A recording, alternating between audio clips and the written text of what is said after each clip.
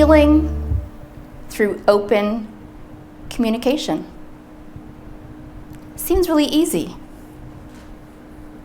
Sounds like common sense. Sadly, it took me 15 years to figure out how to do it. Now let me backtrack for you just a little bit. We're gonna go all the way back to the 90s.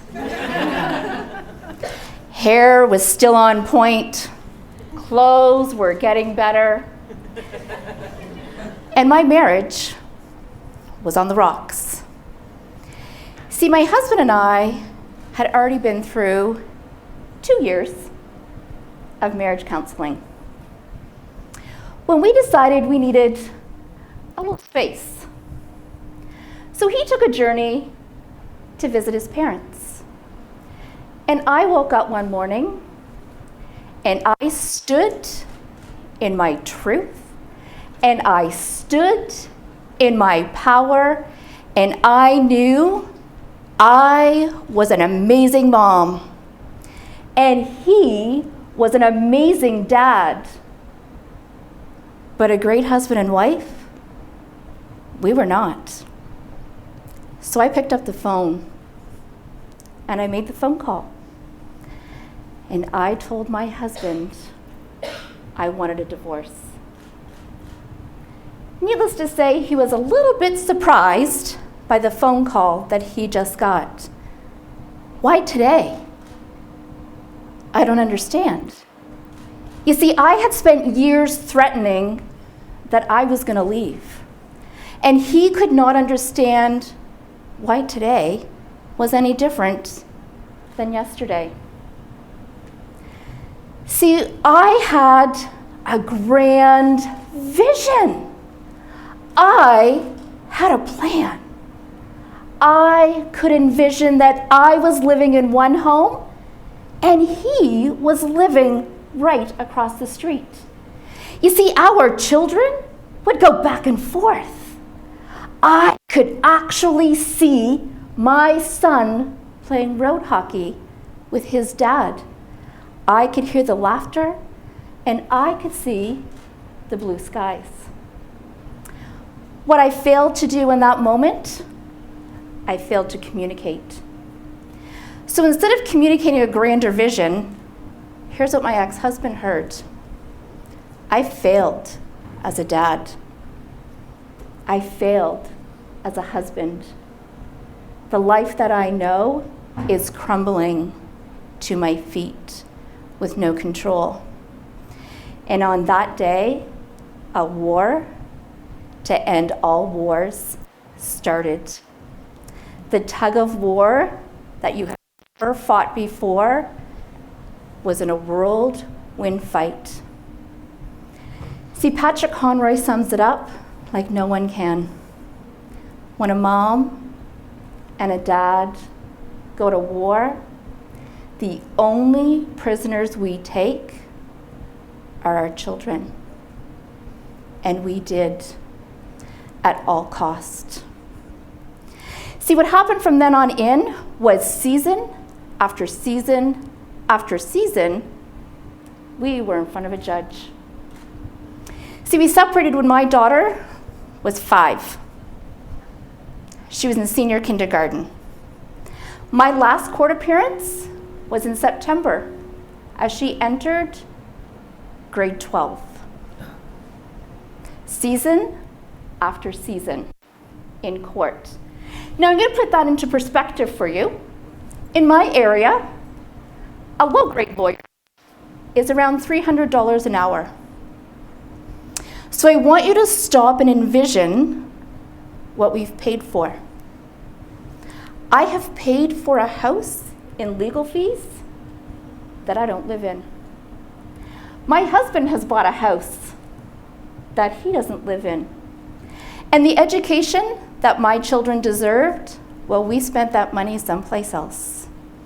And I'm sure if you talk to a financial advisor, they would tell you that hard-earned money would have been spent better somewhere else. We're going to fast forward just a little bit. And I'm going to take you to 15 years in to this battle. My daughter had a breakdown. I had to make a 911 call, and I had to watch as my daughter had a mental breakdown and was carried off to the hospital. I hopped in the car and I followed. I will never forget standing in the hospital and hearing code white, code white. For those of you that don't know, security comes running like there is no tomorrow. Code white is self-harm. So when the doctors can't calm or contain a patient, and that patient was my precious daughter. She was so broken inside and so in such a state of self-harm, they had to put her in a straitjacket to take her upstairs. She spent a month in the mental ward. It was on that day that I had to make the most difficult phone call ever. I had to call her father, who I've not spoken to civilly in 15 years. And I had to tell him what we did.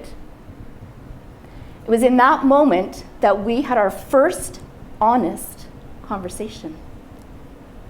And I told him that I was going in to see the psychiatrist, and I was telling everything. Truthfully and honestly, we were owning our part of her breakdown. He cried on the phone, and I cried right along with him.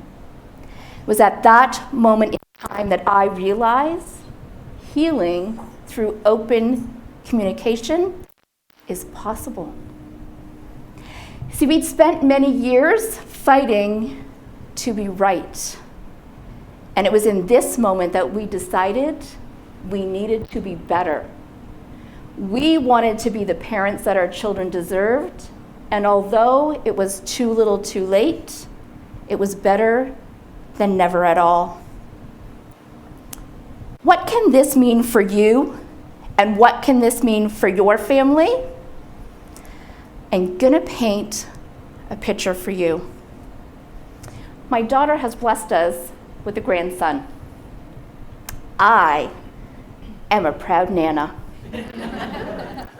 And this Nana is the best chocolate chip cookie baker you will ever find. So when his birthday is coming along, my daughter asked Nana, will you host the birthday party?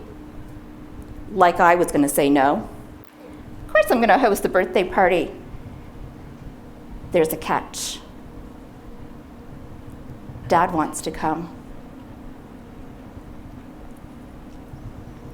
I looked at her and I said, it's no problem. My door's always open for him. Anytime he wants to come, he's family. No problem. So birthday arrives and her father walks in and nobody knows who he is. We treat him like a neighbor. We treat him like a friend. Here's the glasses, there's the fridge, help yourself, get whatever you want. The day goes on, and of course I put on a grand spread for my grandson. My ex-husband picks up a chocolate chip cookie, takes a bite, stops and looks. You've still got it. Healing through open communication does not just allow a family to survive, it allows a family to thrive like there is no tomorrow. Now, on your tables in front of you is a little bit about my information. The way that I work is I do a complimentary consultation call, and I take you through a journey. See, I don't work with all families, because some families just want to be right. But if you want to be better, then we need to have a conversation. If there's someone in your life right now who is sitting in their divorce instead of going through their divorce, I would like nothing better than to have a conversation with them. I know when you heal through open communication, you do show up to be the parent your children deserve. Thank you.